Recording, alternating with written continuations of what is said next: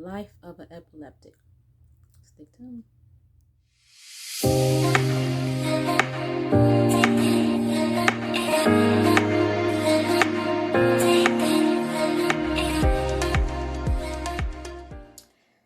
Hey, you guys.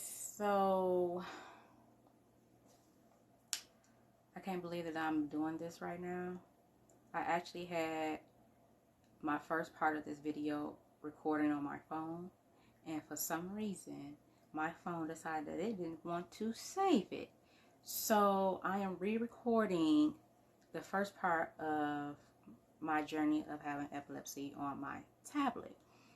I'm so mad about it because I just felt like that first part was me being more genuine and stuff. I don't want to feel like I'm rehearsing talking about my health situations, but I'm gonna try to just sum it up on this take. And unfortunately I won't be able to upload the video today. I will have to wait until Tuesday, because unfortunately my tablet needs the internet. I don't have the internet here, but my phone has the internet. But the app that I use to edit my videos and stuff, I won't be able to use it on the tablet, unfortunately. So I need the internet to actually transfer stuff from my tablet to my phone. So, yeah. But let me just, oh my God, I just can't believe that happened to me. First time for everything, right? Okay, so I'm gonna just break it down to you guys. I have been living with epilepsy since I was 14, 15 years old. I had many episodes. Some were very, very scary than others.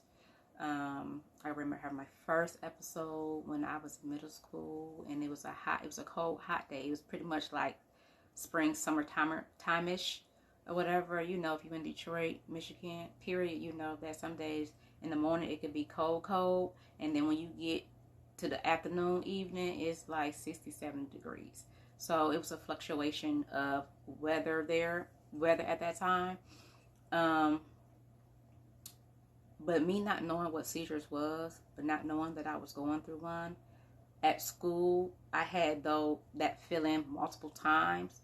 But this particular feeling, I was really going through one in class, and all my classmates were just laughing because they like, what's wrong with her? Why she acting like that? She acted strange. She acted weird.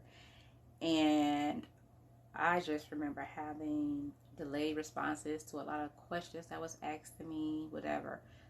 Fast forward, getting out of school, I had my first episode on Woodward in Manchester. I literally fell out in the middle of the street in ongoing traffic. When the light turned green, I fell right there in the middle of the street. The doctors didn't diagnose me right then and there. It probably took about a year or so before they decided to diagnose me, because they couldn't understand why I was having the seizures. I'm so mad that my phone did not. So after a year, whatever, I end up being diagnosed, and I end up getting put on medication. I was on Depakote. Y'all, I don't like swallowing pills. I have a phobia of swallowing pills. When I tried to swallow a Tylenol when I was little, and it got stuck in my throat, I said, oh, she ain't doing that no more. I have not swallowed a pill in I don't know how long. So the pill could not be crushed. They was very adamant about me not crushing my pills, but I used to chew my pills up, y'all. Yeah, I used to chew my pills up because I just refused to swallow them. Yeah, I had a scare where I almost didn't make it. They had to put tubes and stuff down my throat.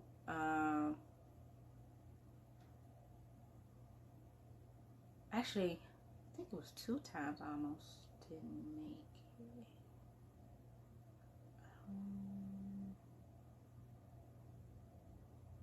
Yeah. Yeah. But the one with the tubes down my throat, stuff like that, yeah, that was kind of serious, you guys. At that moment, I was not even taking my medical condition that serious, because I still wasn't taking my medicine because I didn't want to swallow pills, and it got tiring after a while.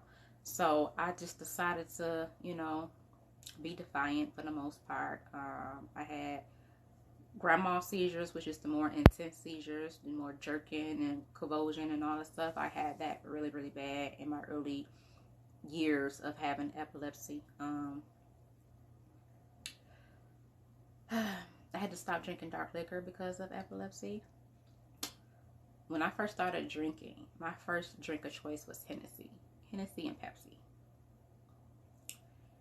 And on 2 different occasions, it put me in the hospital for having seizures. So I had to stop drinking any type of dark liquor. Because when I drank white liquor without taking medicine, I was perfectly fine. But dark liquor without taking my medicine, it put me in the hospital twice. And I was hospitalized both times, in the hospital for 2 or 3 days. Let's see. I don't want to go every episode that I had, but I'm just going to fast forward to high school, senior year. I had multiple episodes in high school. One time I had literally, and I remember this day so well, I was in my math class with my teacher, Miss Turrentine. I was in math class, and this was finals. And I already don't like math anyway. So naturally it was going to take me a little bit longer in math anyway. But considering the fact that I was going through it, an episode, trying to do my final, and I just remember me, like it was like I was really trying hard to comprehend and focus on the problem, to try to understand it, to try to get an answer. And when I put down the answer, I would erase it. And then I would keep erasing it. And then like that's how I was. I would pause, and then I would erase it, and then I write down the answer, and then I'm like, then I erase it again.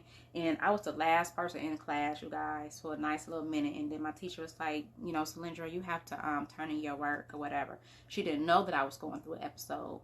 And when I got up to give her the paper, I passed out.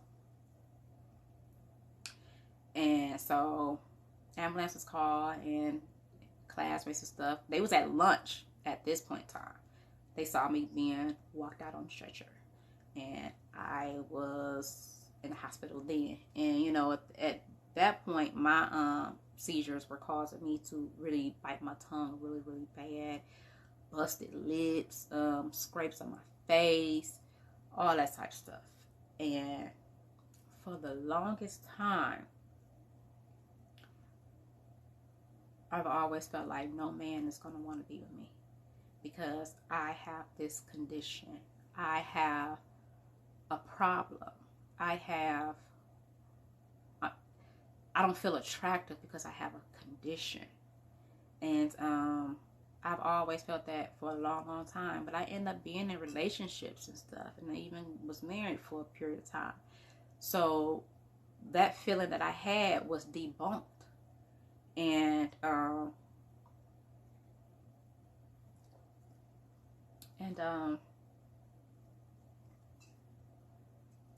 was really happy about that, because I always felt like I wasn't pretty enough, I wasn't good enough, and I felt like this was going to hinder me.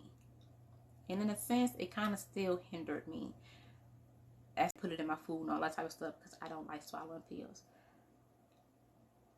It kind of like works instantly. Like I can feel myself having one, and I'm like, okay, take your medicine, go lay down, let it do its thing. And for the most part, I'll be sleepy, drowsy for the rest of the day, but those feelings that I had have subsided. Now let's go back to me recognizing the feelings and stuff. Like as I got older, I had to make a decision. Like, you have to be more in tune with your body and what triggers may associate with you having an episode. And I've learned that, and it's like, okay, if I feel like I'm going to the bathroom, urinating too frequently, okay, I might be getting ready to have one. Go ahead and take them pills. Or if my bowel movement, like, I've noticed this for a nice little minute, for a couple of years too, and I don't know if anybody else has this issue as well, but certain times when I have a bowel movement, I don't know, because of the nerves down here, because it's a lot of nerves down here, I can feel one coming on after having a certain type of bowel movement or whatever. I don't know if it's the nerves or the stress, like, I don't know, but yeah, when I have bowel movements, certain times I get a certain feeling after the fact, and sometimes I could bowel move more than once, whatever. So I'm like, okay, that's my body expelling all of the body fluids and stuff out of my body. Like, I need to get myself replenished. So I would take my medicine and all that stuff. Now, I am still not proficient in taking my medicine, because not that I'm on Keppra, they wanted me to be at 1,000 milligrams a day, and that's only because I had took a at-home EEG, 24-hour EEG, and my doctor was worried because she found a lot of brain activity, more than usual. And I told her, I said, well, I know why that is, because I'm stressing trying to find me a place to stay, because, housing commission, Section 8 granted me a voucher and stuff, and this would be my first time living on my own. Like, and that's something I always was scared about. Like, how am I going to live on my own? Will I ever be able to live on my own? Like, how will I be able to maintain some sense of independency with this epilepsy? And that had been my issue for so long. After divorcing my husband and stuff and living with my mama, and I'm like, you know what, at some point I'm going to want to get my life back. I want to be able to date again and do stuff that I can't do when I'm at home with my mama. So that was the drive for me to try to go ahead and get me at my own place and take that chance. Like, I had to take that chance to see how I would function and maintain living by myself with epilepsy. And I am proud to say I am 5 years in living on my own. I've had episodes, but they have not been full-blown seizures. Like, I've had the zoning out type of seizures for the most part. My last one that I had was last year, 2021, in May 18th, which is funny because I had went to my neurologist that day to give them an update or whatever, and to see if they can give me a medical accommodation because of the COVID vaccine mandate. So all that stuff was stressing me out. Yep. And later on that night, I felt it all come down on me. And even though I tried to take my medicine, I still, it wasn't working fast enough. So, and I guess that's because of the level of stress that I was under. It probably wasn't going to work unless I like double, triple or something. And I didn't want to be too damn doped up. So I said, you know what? Call an ambulance. Call an ambulance. Call your mama. Let her know what's going on. And yeah, call an ambulance. I keep saying ambulance. Ambulance. And let them know what's going on. And I was coherent enough to talk to the dispatcher and all that stuff. And I told her, I said, I'm going to have to try to walk downstairs because my building intercom does not work for me to buzz you in. So there's no way for them to get to me. So I'm going through my spell trying to get downstairs to meet them at the door. So I did. And I feel, and I made it. Got to the hospital.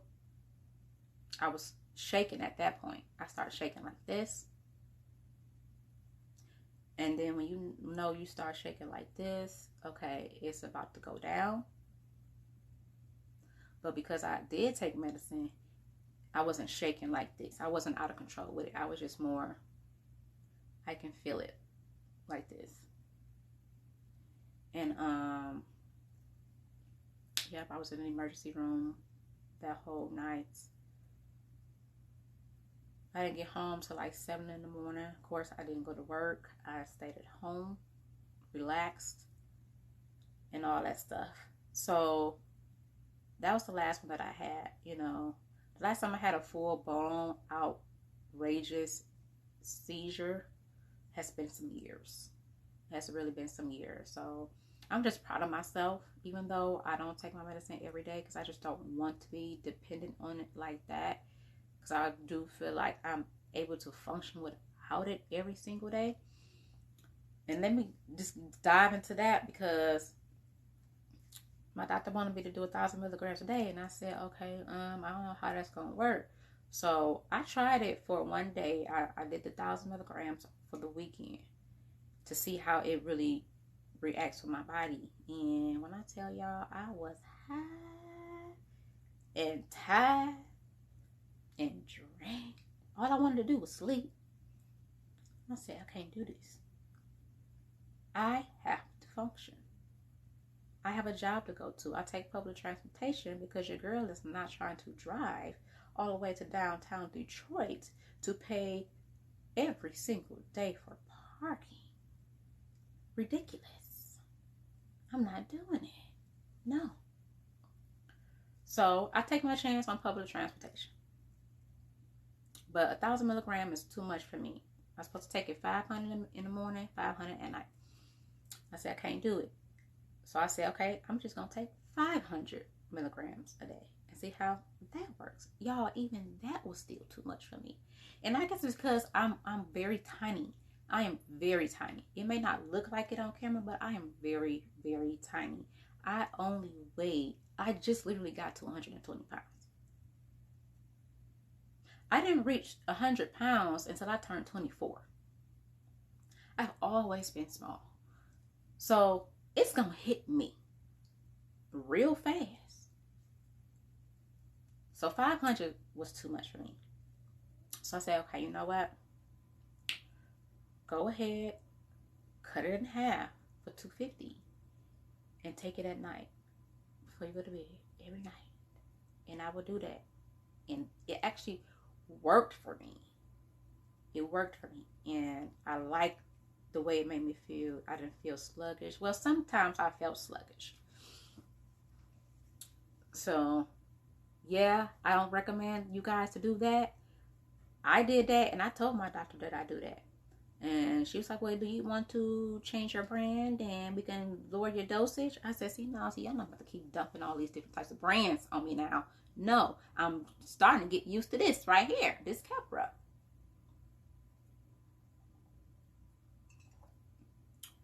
So she was like, okay, if it's working for you that way, continue to do that.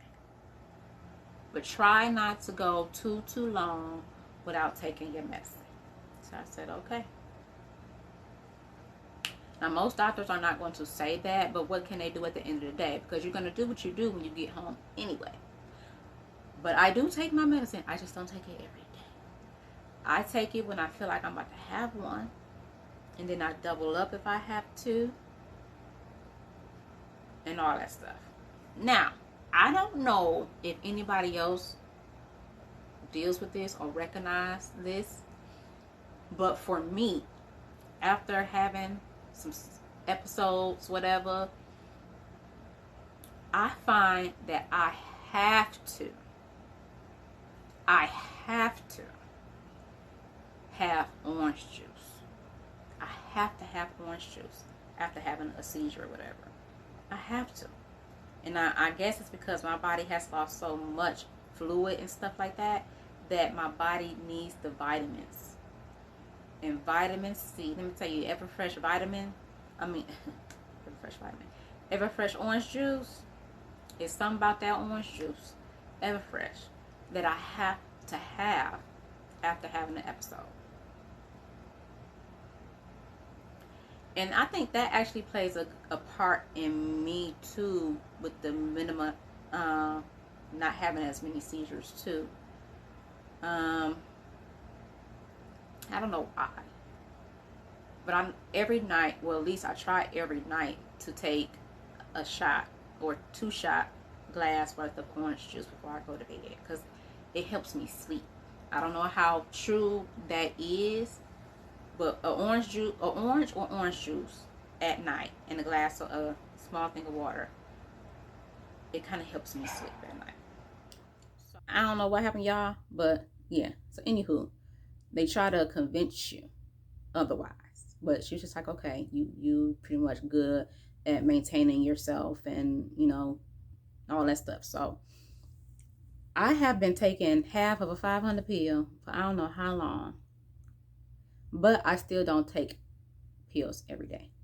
Now I'm at the point where, because I know the type of feeling that I get, I know to say, okay, you need to go ahead and take your medicine. Or if I know I haven't taken it in a long time, just go ahead and take your medicine, get your levels up. So I do that. And now I don't even cut my pills up. I just crunch it up in my little pill cruncher, and I pour it in my orange juice or whatever, eyeballing it. Okay, this is enough.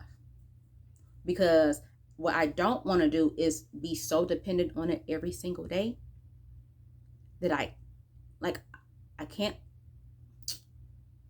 because of epilepsy, I'm most likely going to be on medicine for the rest of my life. But I don't want to be so dependent on it. So I don't take it every day, because I'll be wanting to see how I can function without it still. And I've been doing really, really good. And I think it's because I have maintained my stress level, my peace level, and all that stuff. Like sometimes I would have like a small little episode, like when I feel like, okay, I took my medicine, it's still not working. I'm laying down, it's still not working. Sometimes, a few times, I had to just check myself into the hospital just by myself. Like, I call my mama, but like, Mom, this is what I'm feeling, this is how I'm feeling. I took my medicine, yada yada. It's not catching up to me right now. So I'm about to call 911, and I'm about to go ahead and go into emergency. So that's where I'm at right now. I am able to call 911 for the most part before it gets too bad. And like the last one I had, it was back May. It was in May, which is crazy because I went to see my neurologist on May 18th. That night, I had a seizure. It wasn't a full-blown convulsion seizure, but it was the spaced out type. And I've recognized too that if I want to go to the urinate frequently, that could be a start. Or if I have a certain type of bowel movement, because it's nerves all up and down up in here, okay? So once that start feeling weird and stuff like that, okay, I might end up having, go into emergency. But 9 times out of 10, I could just take my medicine, go lay down, and get comfy. It's just something about me being real comfortable and warm that helps relax me as well. So I would take my medicine, put on my comfy pajamas, get up under all my covers and stuff, and just relax. Let the medicine work and relax. So yeah, that was the last time I had some type of seizure episode. And I didn't convulse. Well, no, I take that back. I was. But it was very light convulsions. Like I was shaking just a little bit. But I was coherent. So sometimes it's different. It's a difference. But yeah, me taking my medicine and I had doubled up on it, it kind of minimized it just a little bit. So yeah, I had I'm having a roller coaster thing with this epilepsy, but I am just so grateful to God that I'm able to recognize and be more in tune to what's going on. And I used to be afraid to tell people that I had epilepsy because a lot of people don't know how to react when certain situations arise. And I always felt like, also, no man's gonna want to be with me. And this is before I got married and had serious relationships. Back in high school, I used to always think no man's gonna want to be with me. I have an issue. There is something wrong with me. No man is gonna want to be with me. And I had that feeling for so long.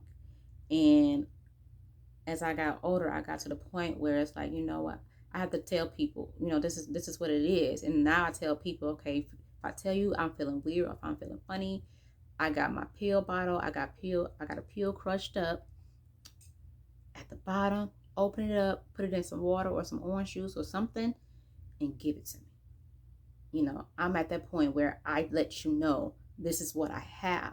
I even finally got me a medical bracelet. Like, I'm more responsible now. So I'm still on the edge with taking my pills every day. I'm not even gonna lie. And I do not suggest this for anybody that's watching this, because everybody is different. Everybody epilepsy episodes are different. You gotta know your body. You gotta know, how frequently you have them. You gotta know what are some possible triggers, all that stuff. I do not recommend what I'm doing as far as my medicine, you know.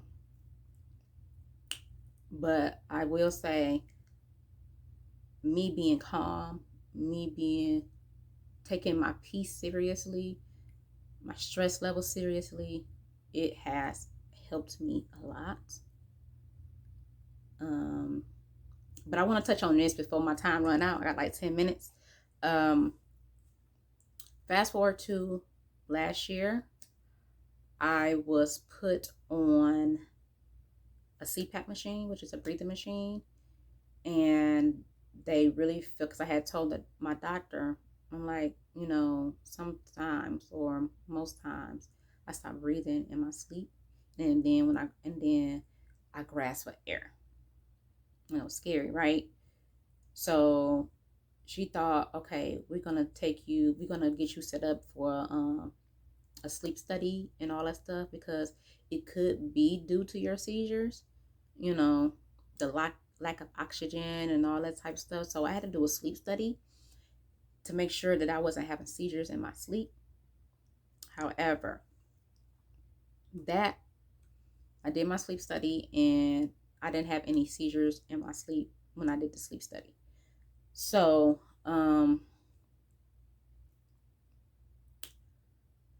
she still put me on the machine to help me my breathing. And then too, I sleep crazy. I don't have a good sleeping pattern. So I'm working on that. My doctor told me, I need you to start being in bed between 9 and 10. I just looked at her like, for real? Because sis go to bed about 12, 1 o'clock every night. Like, for real, for real. I don't know why. But I can go to sleep 12, 1, 2 o'clock in the morning and still wake up at 7 o'clock, 6:30, 7 o'clock to get ready for work, and I'm out the door. So my hours of sleep is not working out. But I'm still a work in progress. And I am loving the woman that I am today. I have grown a lot and I'm still growing. So don't judge me for my practices on how I take my medicine, you guys. I know it's not traditional way to do it, but I have to do what my body will be comfortable with doing. So yeah. And hold on. I I'm happy in the spot that I'm in as far as my epilepsy goes. But you never know. So I just gotta just make sure that that's on the up and up. Keep my medicine everywhere I go. Like I even have medicine at work. I have my medicine in my bags whenever I leave out the house, whatever. I got medicine at my mama house. Like that's where I'm at this point. Like people who I go visit on the regular, like my mama, or if I'm at work, of course here. Um, my friend, I have so many bottles of Capra. I take a little bit, take it to my mom's house, take a little bit, take it to my friend's house, work. Like I have them in certain areas. So whenever I'm there, I don't have to worry about, oh my God, I don't have my medicine. I left my medicine at home. It's already there, So that's how I do things. Like I have to do it that way. Especially, I wouldn't be doing this with just anybody. Like I have to really, really be comfortable with you and know that you are going to take care of me when I'm going through an episode. Like I don't need you to freak out because I'm already going to be freaking out. My anxiety is already going to be on 10. Like I can't have you freaking out and I'm freaking out because, that's just not going to work. So I have to really have faith in you to know that you have my interests at heart and my life at heart to be able to help me when I'm not able to help myself. So, yeah, I'm going to end this right here. I just wanted to get on here and just talk to you guys a little bit more about me personally and, what's going on with me. I feel like I've done enough videos to this point to where you guys can, really come in and see who Cylindra Naylee is. I just been doing random videos and stuff like that. Like these are the type of videos that I like to do. I like to talk about different topics and things like that. And like I like doing the little vlogs and stuff, me cooking and everything, but actually talking about things is very, very therapeutic for me. And I like to have good dialogue. I like to have good conversations. So if you guys like this video, make sure you like, comment, and subscribe. Let's have a dialogue in the comment section. If you're an epileptic, how long have you been epileptic? What are your practices to help minimize you having an episode? What kind of seizures do you have? Like I have grand mal seizures. Well, when I first started having them, they were that bad. I had grand mal seizures, but now I don't know exactly where I fall in now with them, but yeah. So this is me. Welcome to my world. Next video is going to be geared towards for the ladies, fellas. Please do not click on the video unless you are a healthcare professional. And on that note, I'm looking over there because for some reason I keep thinking I see a fly somewhere. But this is it. Thank you guys for tuning in. I appreciate you guys so much. Let's get my subscribers up, you guys. Get me to 50 subscribers and I might do a giveaway of some sort for you guys, whether male or female. So you just gotta stick tuned. And probably in another week or so, I'll let you guys know what the giveaway will be. So until then, you guys, bye.